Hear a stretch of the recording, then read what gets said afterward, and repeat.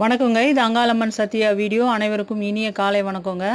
மேல்மலையனூர் அங்காள பரமேஸ்வரியா இருந்தாலும் சரி, இல்லை மற்ற ஊர்களில் இருக்கிற அங்காள பரமேஸ்வரியா இருந்தாலும் சரி, அந்த அம்மாவுக்கு வந்து காஸ்ட்லியான பொருட்கள் வச்சு படைக்கணுன்ற அவசியமே கிடையாதுங்க.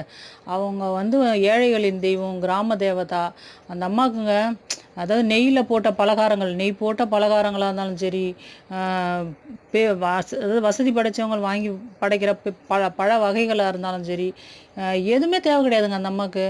அதாவது நான் ரொம்ப ஏழைங்க, விவசாய கூலிங்க, நான் கிராமத்தில் எனக்கு காசு பார்க்குறதே பெரிய விஷயம் அப்படின்றவங்க கூட ஒன்றும் இல்லை, ஒரு 10 ரூபா செலவில் கூட ஒரு ரேஷன் பச்சரிசியை உப்பு போட்டு பொங்கி அந்த அம்மாவுக்கு கருவாடு ஒரு 10 ரூபாய்க்கு வாங்கி கருவாட்டு குழம்பு வச்சு நீங்கள் அதை ஊற்றி படைச்சி பாருங்கள்.